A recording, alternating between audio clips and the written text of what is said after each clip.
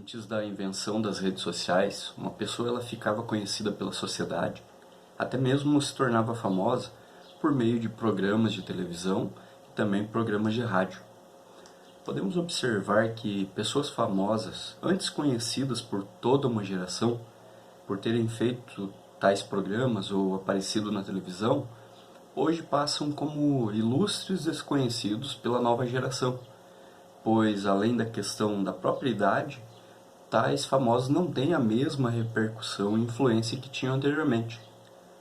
Por outro lado, pelo avanço das redes sociais, até mesmo pessoas que até ontem eram desconhecidos, por criarem trejeitos, frases de efeito, ou até mesmo exporem seu dia a dia nas redes sociais, passam a ter milhares, se não milhões, de seguidores e da noite para o dia. Essas pessoas se tornam famosas. Há algum tempo já nós passamos a conhecer e até nos familiarizar com termos como meme, trend, digital influencer, top 10, TikTok. Hoje em dia, especialmente por meio das mídias digitais, a autoimagem passou a ser um ídolo para a nossa geração, em que o eu precisa aparecer e ser visto e vir acompanhado de likes. Naturalmente, nós, seres humanos, somos presos à nossa imagem e autoestima, esperando que outras pessoas nos admirem tanto quanto nós admiramos elas. Isso é um retrato de como a nossa natureza, pós a entrada do pecado no mundo, busca autossatisfação, busca preencher-se de algo e tenta nos colocar como o centro da nossa existência. Temos essa busca, temos essa necessidade na nossa natureza caída por essas coisas. Quando não encontramos satisfação em algo externo, nós passamos a tentar encontrá-la em nós mesmos, pois de alguma forma, se não nos sentirmos satisfeitos, ou quem sabe sobrecarregados de algo que nos satisfaça, ou supostamente nos satisfaça, transformamos a nós mesmos em nossos próprios ídolos. Se minhas postagens não tiverem centenas de likes, fico entristecido e até mesmo deprimido. Há relatos por aí, que pessoas até chegam a tirar a própria vida quando elas não são reconhecidas nas redes sociais. Triste, uma realidade triste, mostra como a nossa sociedade ela anda bastante doente por mudar os princípios, mudar aquilo que de fato satisfaz o ser humano, mudar para coisas que são passageiras, são temporais, coisas que são fúteis.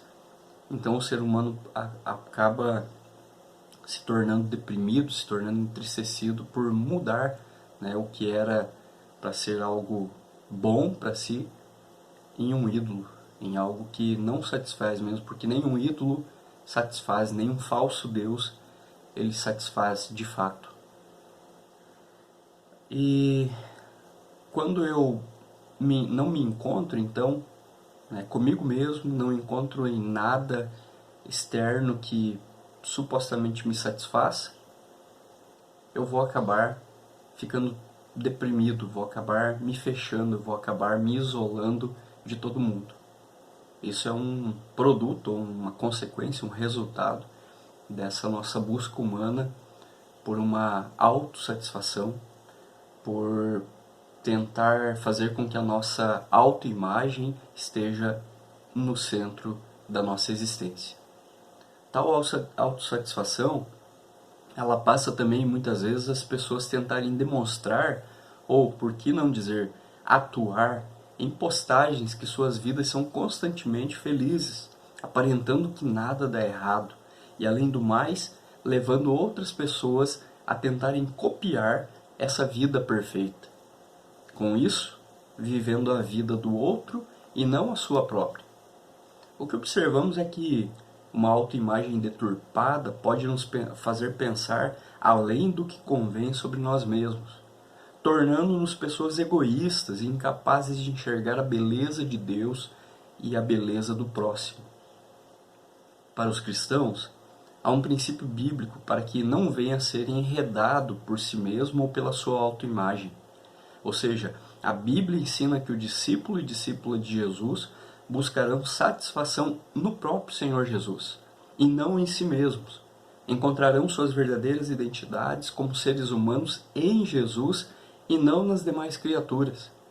O narcisismo, que é eu olhar para mim mesmo e me achar a criatura mais bela e central da existência, cada vez mais contamina a nossa sociedade, em especial os nossos jovens e adolescentes, que muitas vezes, enganados pela vida perfeita de muitos influencers e criadores de conteúdo, se sentem inúteis e deprimidos por tentarem levar o mesmo estilo de vida, esquecendo de que a vida real funciona de outra maneira e que a vida real não é perfeita. Nós, seres humanos, influenciados pelo pecado, somos incapazes de enxergar belezas, virtudes e grandeza em Deus e também no próximo, e temos nos tornado adoradores dos outros e adoradores de nós mesmos. O ser humano só se encontra consigo mesmo verdadeiramente quando se encontra com Jesus, pois passa a enxergar a vida real com outros olhos e passa a entender que foi criado por Deus, não para si mesmo, mas para a glória de Deus. Para refletirmos sobre isso, eu gostaria de ler um texto bíblico que se encontra na carta de Paulo aos Efésios, no capítulo 4, versículos 20 a 23. Efésios, capítulo 4, versículos 20 a 23, em que o texto vai dizer: Todavia não foi isso que vocês aprenderam de Cristo. De fato, vocês ouviram falar dele e nele foram ensinados de acordo com a verdade que está em Jesus. Quanto à antiga maneira de viver, vocês foram ensinados a despir-se do velho homem que se corrompe por desejos enganosos, a serem renovados no modo de pensar e a revestir-se do novo homem, criado para ser semelhante a Deus em justiça e em santidade provenientes da verdade. Na língua original, no grego, que o Novo Testamento foi escrito, essa porção do texto ela começa com a palavra, vocês. É assim: vocês, contudo, não aprenderam assim de Cristo. No sentido de que os crentes não aprenderam de Cristo para continuarem vivendo segundo o procedimento dos gentios.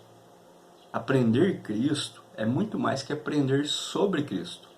Os efésios não só haviam recebido um corpo de doutrina, isso é, sobre Cristo, e nem só haviam observado na vida daqueles que exibiram que essa doutrina era capaz de realizar, mas, além disso, eles mesmos, por um ato de fé operado pelo Espírito Santo, haviam recebido Cristo nos seus corações. Foi com alegria que receberam o sacramento do batismo. E por meio de uma constante e sistemática participação dos meios da graça, por meio da oração e das respostas a ela, por meio do viver diário de conformidade com os princípios da verdade do Evangelho, eles haviam aprendido Cristo, sim, Cristo pessoalmente. Paulo aqui apresenta a apropriação de Cristo e da salvação nele como resultado de um processo de aprendizagem, uma aprendizagem que envolve o coração e a mente. Os crentes, em outras palavras, não são alvos de um só golpe, não são completamente transformados de uma só vez. Eles aprendem. Houve uma transformação básica operada pelo poder de Deus. Isso foi seguido por um constante progresso em santificação, constante sim, porém não necessariamente uniforme. Numa pessoa isso é mais claramente marcante do que noutra. Em alguns casos o progresso é quase um salto, enquanto em outras pessoas esse progresso acontece a passos de tartaruga, mas acontece. Às vezes, com toda probabilidade, esse progresso também é seguido de reveses e retrocessos. É assim que acontece o processo de santificação na vida de um crente. Ele é salvo, ele compreende a salvação por meio de Jesus e, dia a dia, ele vai sendo moldado pela palavra de Deus. E ser moldado pela palavra de Deus é ser moldado pelo próprio Senhor Jesus Cristo, porque a palavra de Deus vai sendo aplicada em nossa vida prática e nós vamos vivendo conforme Cristo viveu e conforme Ele quer que a gente viva aqui na Terra. Entretanto, o ponto enfatizado por Paulo é que qualquer que tenha sido o grau de avanço na aprendizagem, definitivamente não aprenderam Cristo como um defensor do pecado, egoísmo e da lascívia e da licenciosidade. Suas mentes não mais geravam futilidade, nem seu entendimento era entenebrecido. Portanto, o crente em Jesus ele deve lutar para não cair nas armadilhas de nossos tempos, em que a autoimagem está colocada num pedestal e o eu, no qual se inclui o corpo, é adorado. Por quê? Porque o crente ele precisa lutar diariamente para se santificar, por meio da ação do Espírito Santo, por meio de seguir o que a palavra de Deus ensina, mudar, como diz o texto de Efésios, capítulo 4, mudar, se despir daquelas velhas coisas que ele fazia, que ele cometia, porque ele conhece Cristo pessoalmente, ele vai então demonstrar a nova criatura que ele é. E com relação ao que nós estamos comentando aqui, conversando, a idolatria a si mesmo, a sua autoimagem, ele passa a deixar de lado, ele passa até a abandonar, porque isso é um ídolo, para que ele venha de fato adorar somente a Jesus e se encontrar na sua existência, se encontrar como pessoa em Jesus. Como eu já mencionei, as redes sociais são meios para um evidente exibicionismo. A exemplo do famoso mito de Narciso, as redes sociais tendem, se não usadas com devido cuidado e responsabilidade, a nos levar à nossa auto-idolatria. Segundo a mitologia grega, Narciso era filho do deus do rio Cefiso e da ninfa Liríope. Ele nasceu numa região da antiga Grécia, conhecida como Beócia. Ao nascer, sua mãe perguntou para um adivinho se Narciso viveria durante muito tempo, já que a sua beleza era estonteante. O adivinho disse que ele viveria sim, desde que ele nunca conhecesse a si próprio, pois se isso acontecesse, uma maldição seria lançada sobre a sua vida e lhe causaria a morte. Quando ficou adulto, Narciso virou caçador e passou a atrair os olhares de todas as ninfas e donzelas daquela região. Mas o mito de Narciso ele explica que, embora ele tivesse toda essa bajulação, ele preferia viver só.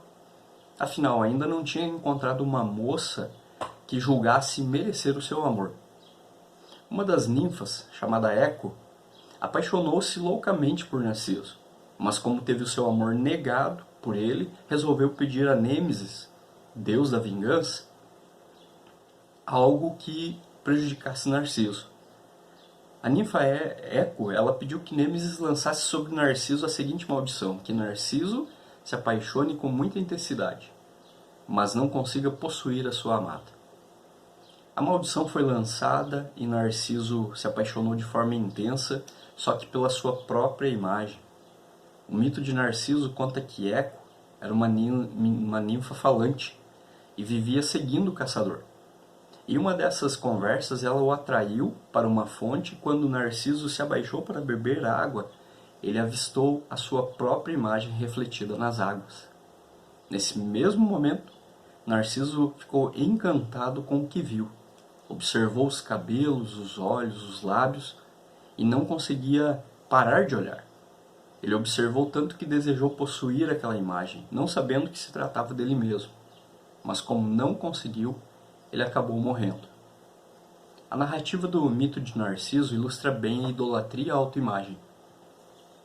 Eu quero ser perfeito e alcançar tamanha perfeição, porém, jamais conseguirei isso olhando para mim mesmo. Um exemplo prático disso é que vivemos uma geração que idolatra o próprio corpo. Eu prefiro ter o rosto perfeito, eu preciso ter as curvas perfeitas, o nariz perfeito, o shape perfeito. A Bíblia não é contra o cuidado com a saúde e a beleza do corpo. Não é isso que estamos falando aqui. Afinal, cuidar bem do nosso corpo faz parte da mordomia cristã, que é zelar por nós mesmos, por nos entendermos que, como crentes em Jesus que somos, portanto, morada de Deus. E o que estamos pensando aqui é a questão de que o ser humano tem transformado aquilo que Deus nos deu, no caso, o nosso corpo, nossa existência, a nossa imagem, em ídolos em nossos corações. Há pessoas que dizem, por exemplo, eu tenho Facebook só para manter contato com a família. Ou, eu mantenho minha conta para fins profissionais e comerciais. Talvez você já tenha falado isso também. Eu, de repente, em algum momento da minha vida aí, né, e da entrada das redes sociais, talvez tenha falado também. De fato, se conseguirmos ter nossas redes sociais dentro desses limites, aparentemente nós demonstramos uma certa sobriedade e equilíbrio. Só que, ao olhar os perfis nas redes sociais de muitas pessoas, percebemos um verdadeiro exibicionismo. Portanto, é preciso considerar o perigo do narcisismo, que é real, e como devemos tratar essa questão biblicamente. Um dos maiores medos humanos é o sentimento de inadequação, de não fazer parte de um determinado grupo, comunidade ou tribo. A solidão é um dos sentimentos mais poderosos e é capaz de levar uma pessoa a tomar decisões drásticas. Na realidade, o desejo de ser aceito é útil no diagnóstico do mais popular ídolo do coração, o ego. A busca por ser visto, contemplado e admirado vai além da carência e o desejo por atenção. O número de curtidas ou de seguidores serve como um termômetro e provoca reações de alegria ou frustração naqueles que se aprisionam à aprovação alheia. E hoje em dia, obviamente, por meio das redes sociais. E a internet está aí também para esse intento. Ela se tornou um poderoso instrumento para aqueles que desejam se mostrar. Há quem tente impressionar pela beleza física, por isso exibe o seu corpo nu ou seminu. Há aqueles que omitem opinião sobre tudo, política, religião, costumes e culturas. Há os que amam narrar quantos livros já leram ou estão lendo, ou ficam ostentando, né? Alguns ficam ostentando os lugares por onde passam em suas viagens e assim por diante.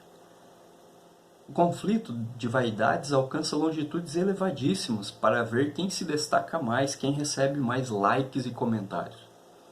O termo narcisismo, ele não aparece na Bíblia.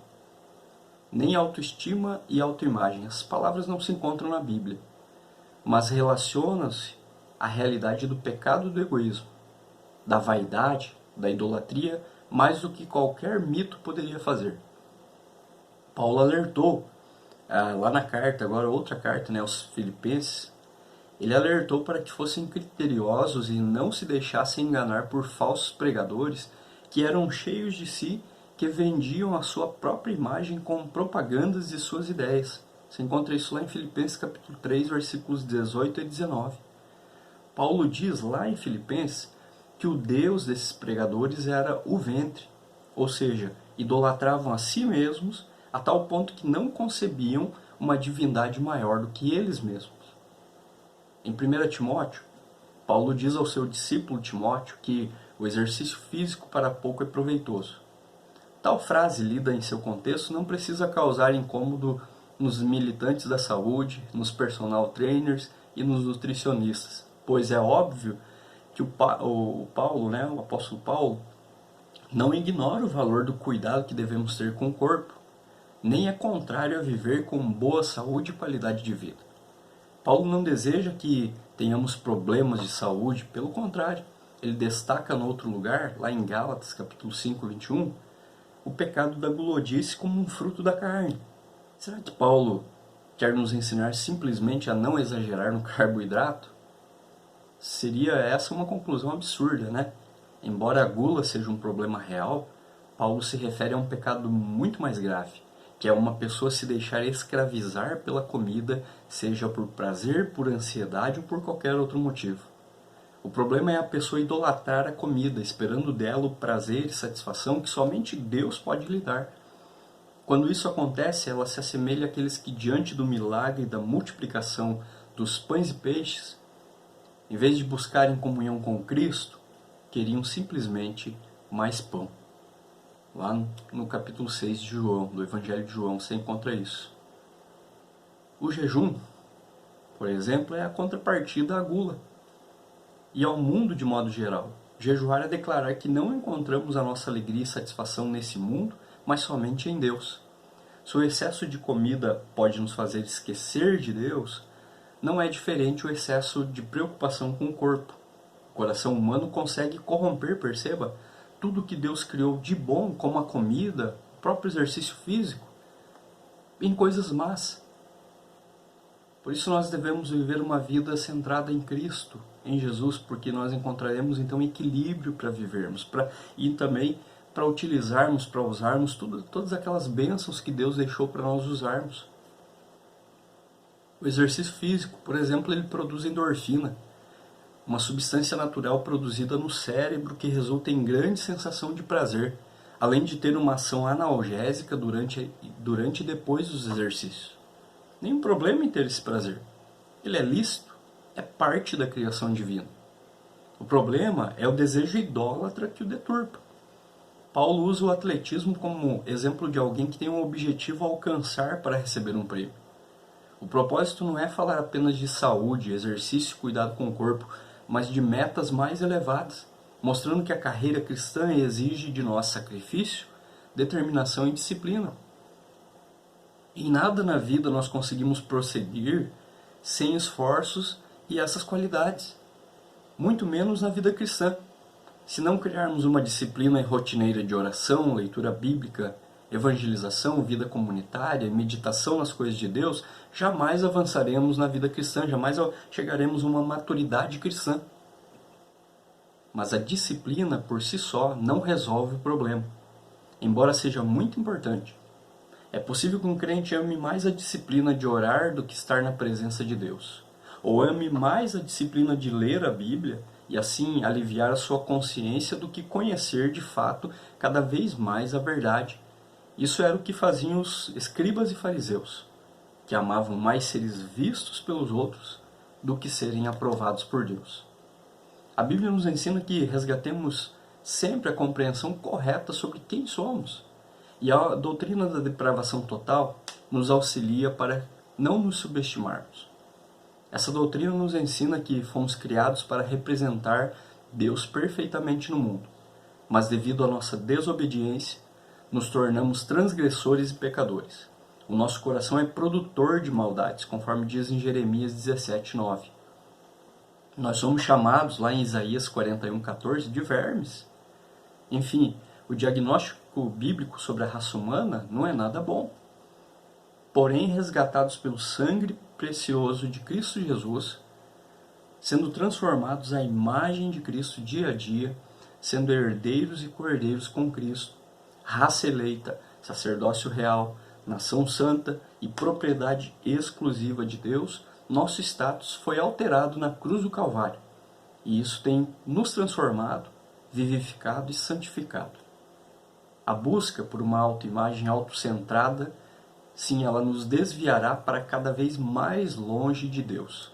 Porém, se a nossa vida for centrada em Jesus, então nele nós teremos plena suficiência. Nele, em Jesus, encontramos a nossa verdadeira humanidade, a nossa verdadeira identidade e o real significado da nossa existência. Na cruz, o nosso velho homem é morto e a nova criatura ressuscita pelo poder de Deus, mediante o sangue puro e perfeito de Cristo.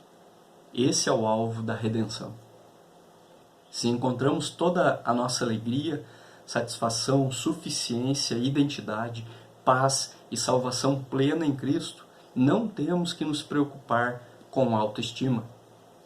Quando aprendemos a viver como Cristo viveu, cultivamos pensamentos e atitudes santas, e isso nos move a uma vida equilibrada. Na nossa alimentação, no cuidado com a saúde, na moderação, o segredo do contentamento é algo que marcava a vida do apóstolo Paulo. Devemos notar que Paulo aprendeu a viver contente, conforme ele fala lá no texto Filipenses 4:11, que ele sabia viver contente em toda e qualquer situação. Paulo ele não nasceu sabendo. Eu e você também não nascemos sabendo tudo. Paulo precisou receber de Deus o aprendizado por meio de pessoas e circunstâncias, sendo treinado, testado, caindo, se levantando, até poder afirmar, eu aprendi. Talvez você não possa afirmar que já aprendeu finalmente a viver contente em qualquer situação, mas pelo menos deve ser suficientemente capaz de dizer, estou aprendendo. Isso é algo que acontece no nosso novo homem, na nossa nova natureza, que foi e é revestida por Deus para viver de uma maneira que agrada a Deus, conforme diz em Efésios capítulo 4. O contentamento que Paulo nos ensina, ele supera a condição de vida em que nos encontramos.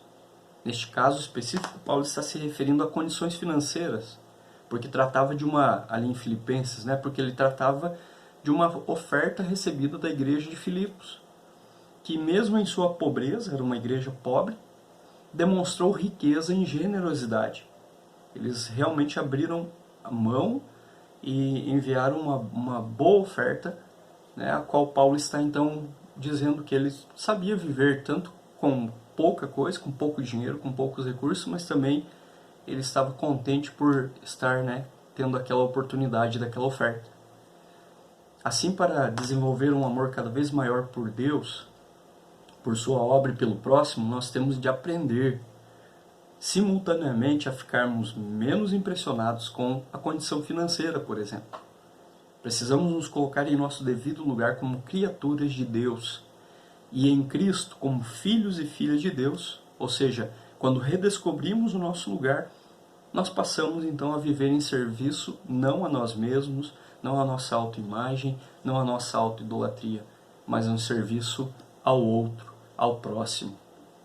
Uma vida concentrada em autossatisfação, ela nos torna egoístas, competitivos maus, interesseiros e apáticos com relação ao próximo. Mas quando nós aprendemos a Cristo, mudamos a maneira de interpretar a nós mesmos e ao próximo. Paulo vai dizer em Filipenses capítulo 2, versículos 3 a 4, não façam nada por interesse pessoal ou vaidade, mas por humildade, cada um considerando os outros superiores a si mesmo, não tendo em vista somente os seus próprios interesses, mas também os dos outros. A Bíblia, a Mensagem, uma versão aí da Bíblia, ela traduz bem o sentido quando ela diz: ponham o interesse próprio de lado e ajudem os outros em sua jornada. Não fiquem obcecados em tirar vantagem, esqueçam-se de vocês o suficiente para estender a mão e ajudar. Ou seja, o crente não deixa de se preocupar consigo mesmo. Ninguém precisa aprender a amar mais a si mesmo, porque ninguém jamais odiou a própria carne. Antes, a alimenta e dela cuida. Efésios 5, 29. O que precisamos é obedecer ao mandamento de amar o próximo tanto quanto já nos amamos. O egoísmo é um pecado comum, mas nem por isso nos conformamos a ele. Se não combatermos o desejo pela aprovação e autossatisfação, seremos escravos das opiniões alheias. Isso é fato. Portanto, nossa alegria e suficiência devem estar sempre e sempre em Jesus. Verifique se você tem feito muita questão de ser visto e admirado, comprometendo a sua privacidade e às vezes até a de outras pessoas. Cuidado para não se tornar um escravo da sua própria imagem, tentando agradar mais a outras pessoas do que a Jesus. E aí? Quem é que dá like na sua timeline? Você mesmo?